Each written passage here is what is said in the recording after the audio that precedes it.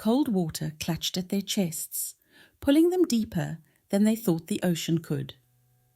A sudden jolt twisted the ferry's body, and in that moment of upside-down chaos, they saw a pale face beneath the waves, eyes wide, unblinking. Then came the whispers, muffled and mournful, like lost voices trapped under the sea. For those few seconds, time stretched like a thin thread, ready to snap. When the ferry finally disappeared under the surface, the only sound left was a hushed gasp of wind. Kalu Point lay along the coast of a small West African country. To most people, it was nothing more than a ferry terminal, a spot where rusty boats carried travelers across the water each day. Yet those who lived by the shore knew it as a place shrouded in an uneasy stillness. Local elders rarely spoke openly about the strangeness of Kalu Point. They only offered quiet warnings to respect the sea and avoid stirring what lurked beneath. The sun rose bright and promising on the day everything changed. The early breeze smelled of salt and fish, and fishermen mended their nets by the pier. But something felt wrong in the air. Seagulls floated silently on the breeze, as if waiting for a signal to flee. Even the water seemed too calm, its surface smooth, like a piece of dark glass. The people who arrived to board the ferry noticed this eerie stillness. Mothers held their children close. Traders clutched their baskets with uneasy grips. The ferry's captain, an old man named Jallo, had worked these waters for 30 years. He felt the tension in the silence. Usually, Kalu Point bustled with chatter and laughter, but that morning, voices stayed low. Jallo took an extra moment to check everything, from the rope to the engine, but he found no fault. Still, his hand trembled when he gripped the steering rope. Everyone stepped aboard with measured steps. The ferry was old, creaking with each gust of wind, but it had served faithfully for years. Nobody could explain why their hearts pounded or why the air felt colder than it should. A few minutes later, the boat pulled away from the shore, carrying families, traders, and fishermen who trusted Jallo's experience more than their own unease. Only a short distance from shore, the ferry began to rock in a strange way. The movement was not a typical roll of waves or a shift in the wind. It felt directed, like a giant hand beneath the surface was shoving the vessel from side to side. Passengers gasped, gripping the rail, scanning the clear sky for any sign of a brewing storm. But the clouds sat high and white, offering no reason for this sudden motion. Then came a chill wind, the kind of cold that settles into the bones. It carried faint echoes of wailing, as if sorrowful voices drifted just behind the breeze. Some passengers clamped their eyes shut. Others stared overboard, convinced they saw shapes swirling in the dark water. Jallo tried to keep his focus. He urged everyone to remain calm and set his mind on guiding the ferry to the other side. Then, without warning, the boat jerked. It wasn't a wave or a typical jolt from an engine glitch. This felt like a chain had tightened around the ferry's hull, pulling it hard. The ferry lurched, spinning in a circle that defied the calm waters and the sky above. Before anyone could act, the ferry tipped. Those on board slid into the dark embrace of the ocean. Under the waves, everything was silent except for distant, echoing whispers. Bubbles rushed upward. People fought to rise, but felt themselves yanked below by unseen forces. Some saw hands in the murk, ghostly white, dragging them further into that endless blue. Others glimpsed the pale face, an eerie figure that seemed to stare with lifeless curiosity. Then came darkness, a cold hush broken only by frantic heartbeats. A few survivors clawed their way to the surface, clinging to floating debris, gulping air and salt water. When they finally washed ashore, their eyes were wild with terror.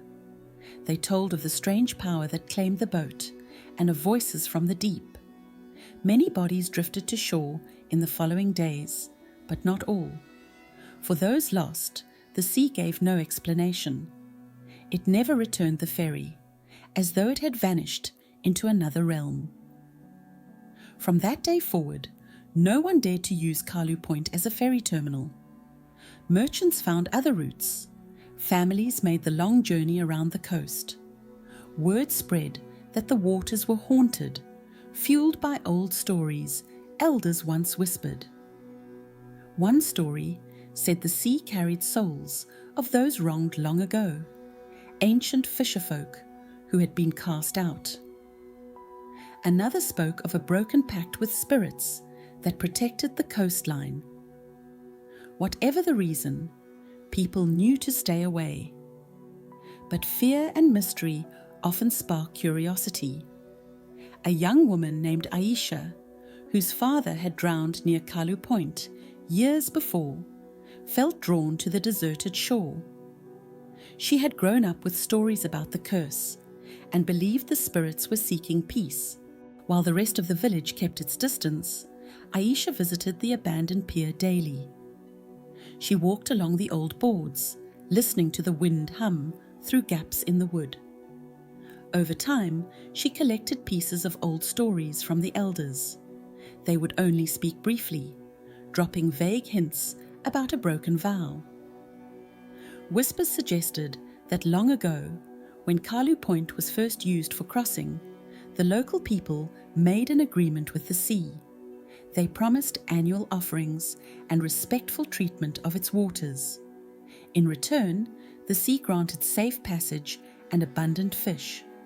But over many generations, as new people came and old traditions faded, the annual offering was forgotten.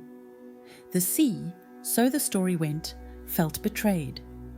Aisha believed there might be a way to restore balance. She thought about the quiet pleas she heard from elders who remembered the old ways. Though no one would admit it outright, she sensed their wish for a resolution. So she prepared for a journey. She wrapped a small pouch of earth from her family's home, some precious shells, and a handful of dried herbs given by a neighbor who remembered bits of the old ceremony. At dawn, she walked down to Kalu Point. The pier was silent and worn. The tide lapped against the wood, whispering a dull rhythm. Aisha stood at the end of the pier, kneeling to place her pouch at the water's edge. She felt a chill brush past her, the same cold breath that survivors once described. Though fear weighed on her, she stayed firm, lowering the pouch into the water. She allowed the shells and herbs to drift away, each item an offering meant to bridge the gulf between land and sea. For a long moment, nothing happened. Then she sensed a subtle shift under the surface. The water, usually murky, seemed to clear in a ring around her. She imagined the spirits within the tide, watching with guarded eyes. There was no sudden voice, no grand sign, but the wind changed. It grew warmer, as though sighing in relief. The waves moved gently, rolling against the broken pier's posts. In that small motion, she felt acceptance, or at least a softening of the anger that lurked beneath. Word spread that Aisha had gone to the shore and returned unharmed. Some were angry, feeling she risked her life for a story. Others were curious. A week passed, and while the water stayed calm, no one dared to place a boat there again. The memory of the vanished ferry still haunted them. But soon enough, a few fishermen began casting lines from the edge of the pier. They caught fish with ease, and more strangely, felt at peace doing so. No sudden chills rose from the water. No whispers echoed in the wind. Months went by. The tragedy remained fresh in everyone's mind, but the old warnings changed in tone. Elders spoke again about respect for the sea. They encouraged younger folks to carry small tokens of gratitude when venturing near Kalu Point. People began to gather once a year at the shore, tossing flowers and small gifts into the waves. It wasn't quite the same ceremony as in ancient times, but it carried a spirit of honor and humility. When they did this, the water stayed calm, the wind gentle. Though fear lingered, the sea seemed kinder. Fishermen who went out at dawn returned safely, their nets filled. A new ferry eventually arrived, a modest vessel with fresh paint, and anchored at a safer distance from the old docking site. It didn't draw crowds, but over time, travelers ventured back, testing each crossing with cautious hope. The memory of the day the ferry flipped never left, but it helped people remember a lesson passed down by elders. Treat the water not as a mere path, but as a living force. Kalu Point never returned to its old bustling self, but it found a quieter life. The broken pier stood as a reminder of the past. Barnacles and seaweed clung to its timbers, and gulls perched there, watching the tide roll in and out. On certain mornings, when the mist was thick, people swore they heard faint whispers riding the wind. Some said the voices were lonely, searching for the ferry that never came back. Others believed the spirits were simply reminding folks to uphold their renewed respect for the sea. In time, Aisha moved on with her life. She never claimed she broke the curse on her own. She saw herself as just another voice calling out to whatever existed beneath the waves. Yet many thanked her for her courage, and some followed her example, leaving offerings. Nobody could say for sure if the sea was satisfied forever, but for the moment, a fragile peace had settled. The winds blew with a softer tone, and the ocean's surface shone with a calmer light, as though the waters and the people reached an unspoken understanding. Even now, a faint chill sometimes descends on Kalu Point. On those days, the horizon blurs and an eerie quiet takes over. But the fishermen, guided by caution, pause their work to bow their heads, scattering shells or flowers into the depths. They remember the ferry that vanished and the cold grip of hands beneath the waves. Above all, they remember the weight of the elders' warning: respect the sea, and it may carry you. Disrespect it, and it may claim you once more.